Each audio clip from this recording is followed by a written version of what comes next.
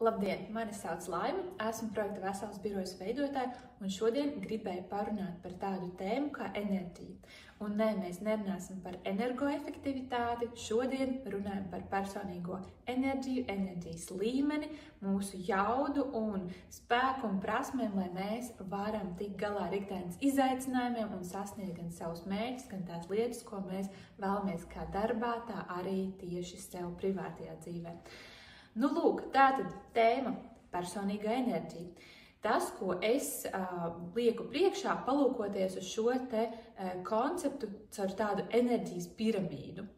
Un kas tad mums atrodas pirmajā stāvā, tie ir tie lielie pamata bloki, kas noteikti zinām ikvienam no mums, cik tas ir svarīgi. Tas ir miegs, tās ir fiziskās aktivitātes, tas ir uzturs, tas, protams, arī rūpes par savu veselību un atpūta.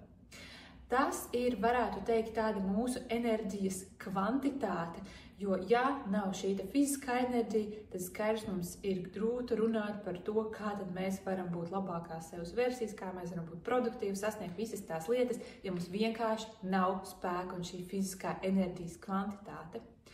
Otrā stāvā savukārt mums dzīvo, ko mēs varam saukt par tādu emocionālo enerģiju, vai varētu teikt, tas ir tas, kā mūsu enerģija ir iekrāsota vai cik tā ir kvalitatīva. Droši vien arī esat pamanījuši, ka dažādi mūsu emocionālie stāvokļi, prāta stāvokļi, no tiem atkarīgs arī tas, cik mums veiksies uz priekšu ies darbi, mērķi, komunikācija, protams, arī ar apkārtējiem.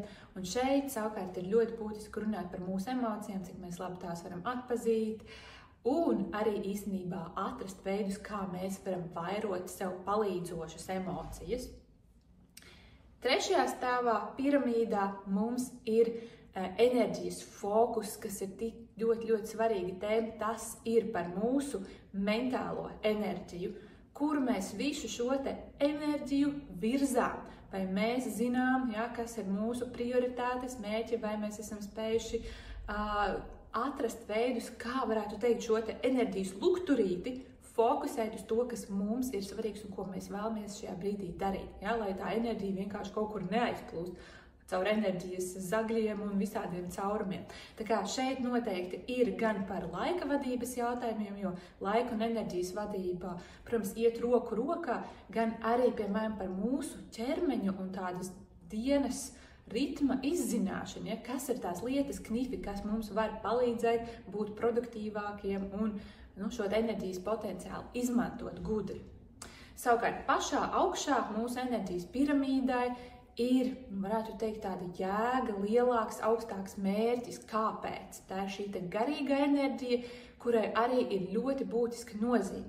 Pirmām kārtām tas var palīdzēt mums šo te enerģijas fokusu novirzīt tiešām uz lietām, kas mums ir būtiskas, kas, piemēram, saskana ar mūsu vērtībām, ar šādu augstāku mērķi vai misiju, kas iet roku rokā īstenībā arī ar organizācijas un uzņēmumu mērķiem un vīziju.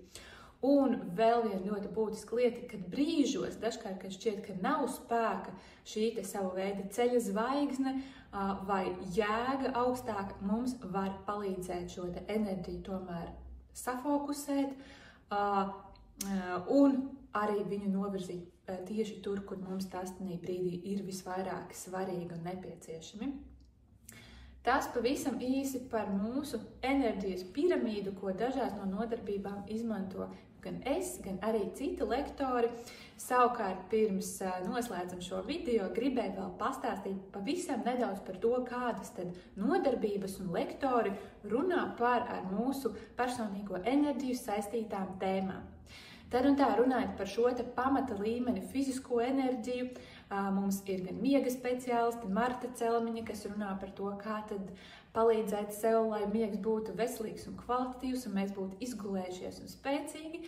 Nākamais, protams, mums ir tēma par fizisko veselību, kustībām un tieši kustībām, lai būtu labi mūsu ne tikai ķermenim, bet arī prātām, kognitīvajām spējām un šim enerģijas līmenim. Tās ir nodarbības ar fizioterapeitu Kristupu Blitsonu. Tad savukārt mums ir arī divas uzturu speciālistes, kas runā tieši par enerģijas līmeni no uztura perspektīvas.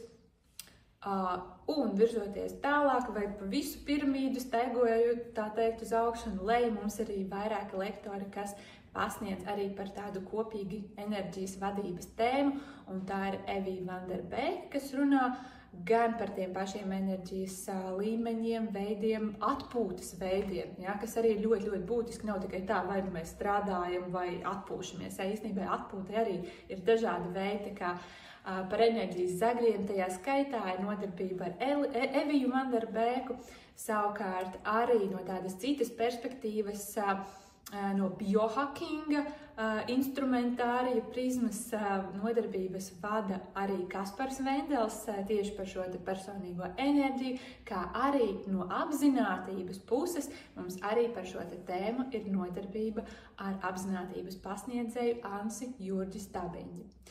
Savukārt, ja jūs redzat, ka, piemēram, gribētos papildināt arī kaut vai tās pašas darba aizsardzības apmācības ar sadaļu par šo personīgo enerģiju, tad nodarbību pasniedzu arī es. Un, ja kaut kas no šī visa klāsta interesē, vēlaties uzzināt vairāk, tad droši rakstiet vai zvaniet. Paldies liels par skatīšanos un uz tikšanos nākamajā reizē. Atā!